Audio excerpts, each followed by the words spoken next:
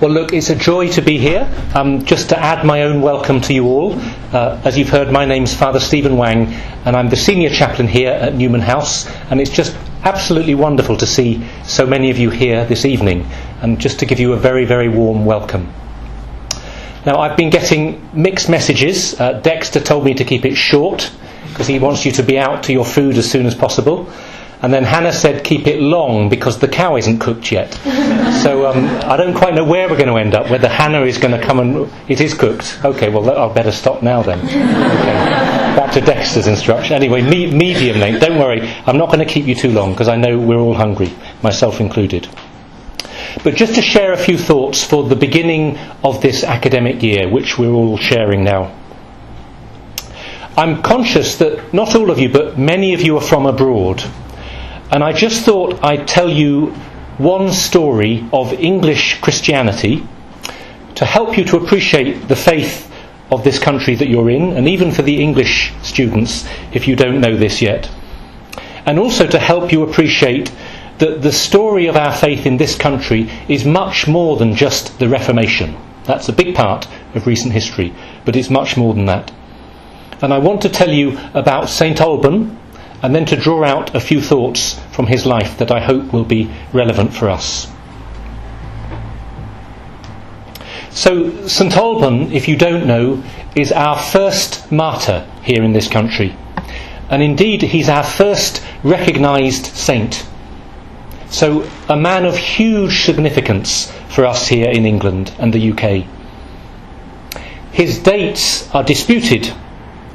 Many people traditionally have said that he's from the early 300s, but there's some quite good evidence to say that his death could have been as early as the year 209, which makes him just a few generations after the life of Jesus and the first Christian missionaries. So let me just tell you the story, because most of you probably don't. Well, can I ask, how many know the story of St Alban? 3, 4. OK, it's worth telling it then. So Alban was a Roman soldier in the Roman town of Verulamium, which is now called St Albans. And this is not far away. It's about 30 miles north of London where we are, on the old Roman road, in fact, the A5, going straight north from London. It's just 20 minutes on the train, so I hope you can visit, and you're inspired to visit after this story, and maybe we can have a chaplaincy pilgrimage there. Yes, Hannah lives there, I've forgotten. That's why she put her hand up. So it's a very beautiful, ordinary commuter town at the moment, and it's where I grew up. I grew up in a little town called Harpenden, just north of St Alban. So here we are in the beginning of the 3rd century, perhaps.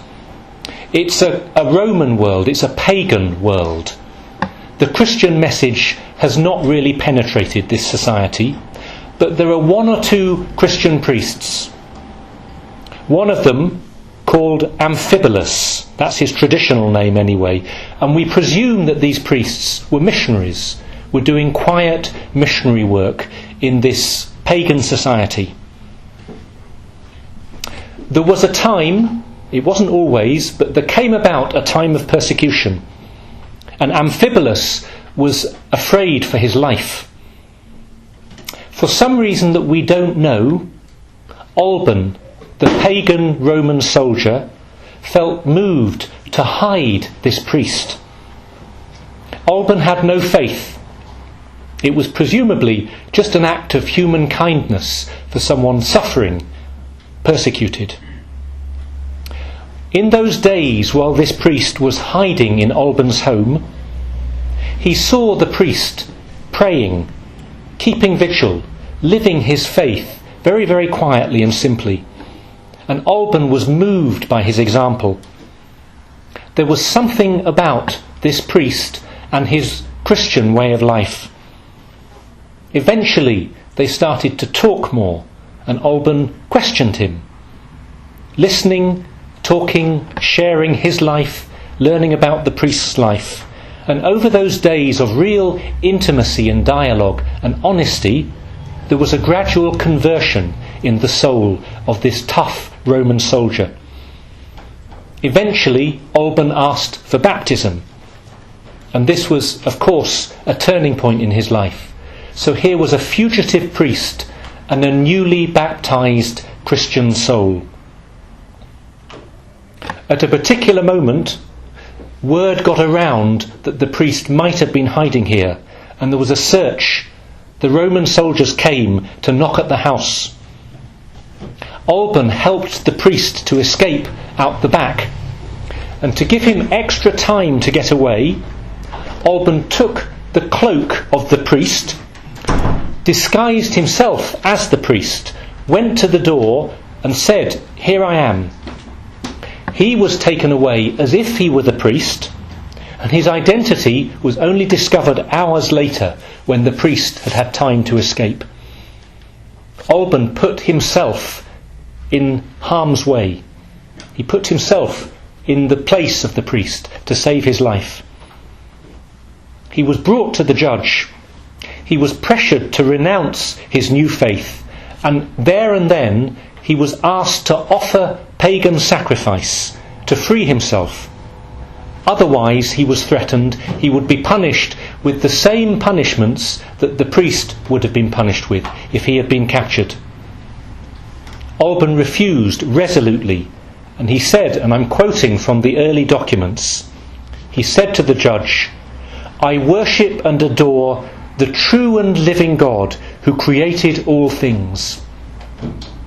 He was tortured in a final effort to get him to renounce his faith, and he didn't. So he was taken from the Roman city across the River Ver, which is still flowing through the city, up the hill, and on the top of the hill he was beheaded there. Devotion to Alban developed. A church was built.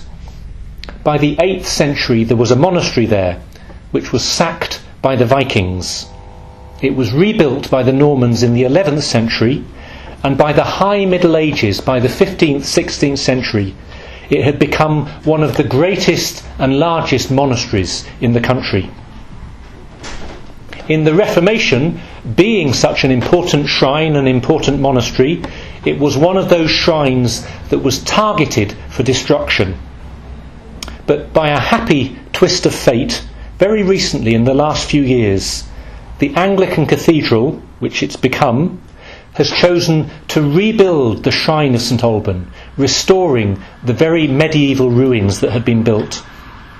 And the most beautiful part of the restoration was that in 2002, a true relic of St Alban, one of his bones, which had been preserved in safety in a church in Cologne, was given by that church from Germany to England and was restored into its rightful place in the shrine of St Alban. So when you go to visit that shrine today, you know that you're honouring not just a restored shrine, but the presence of Alban, as it were, through his own shrine that's been restored there today. So a wonderful story, and I hope, if nothing else, that inspires you and is just food for thought. But let me draw out for us, as we begin this academic year together, 3 particular thoughts that I hope are helpful. The first thought: look at the pattern of Alban's journey of faith, because it says something to each of us.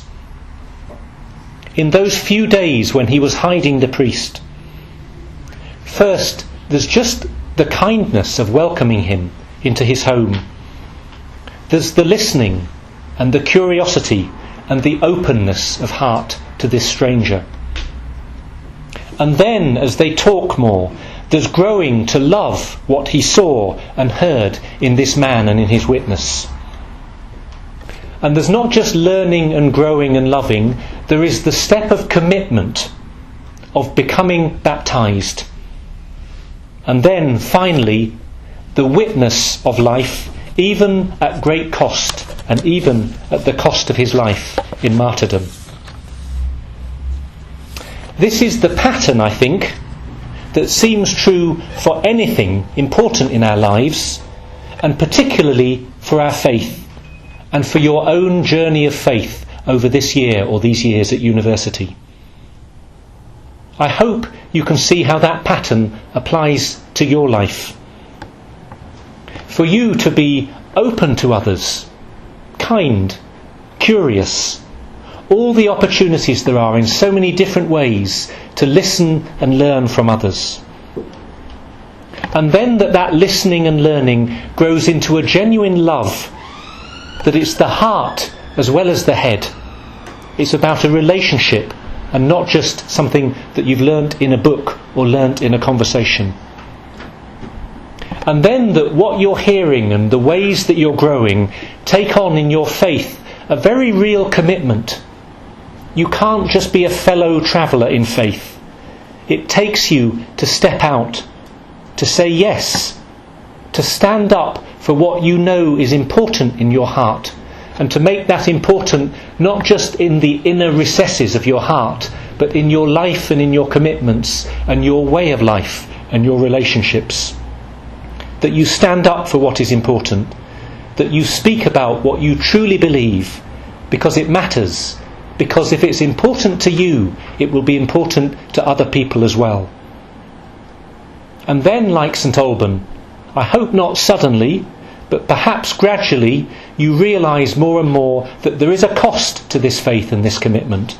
There is a sacrifice, and it won't always be easy. The cost of time, the cost of getting up in the morning, the cost of speaking when you don't want to speak, of perhaps holding your tongue when you do want to sometimes, the cost of your reputation, the cost of your inconvenience, ultimately the cost of you loving the Lord and loving others. Alban's life is a model for us. He didn't ask to be a hero, as it were, but the call to heroism came to him unwanted and unchosen, and it comes to us in small ways and perhaps in big ways in this time at university. So the second thought is not about Alban, it's about what happened to the Roman city of Verulamium. You can still visit this city, the ruins. It was down in the valley next to the river, and you can walk around those ruins today. And there is a wonderful Roman museum with some of the finest domestic Roman mosaics in this country. But the new city of St Albans, on the train line, the medieval city, is not built on the ruins of the Roman city, but up the hill. Why? Well, you can guess. It's built around the shrine of St Alban himself. His burial place, the early shrine, the church, the abbey. And over many centuries, for all sorts of complicated historical reasons, I'm not pretending this is simple, but over many centuries and for many different reasons, the desire of the people of that city to be closer to the shrine of Alban. The city grew, but it didn't just grow, it became displaced. There was not an attack by Christians on the pagan city of Verulamium, on this ancient city, that turned a pagan city into a Christian one.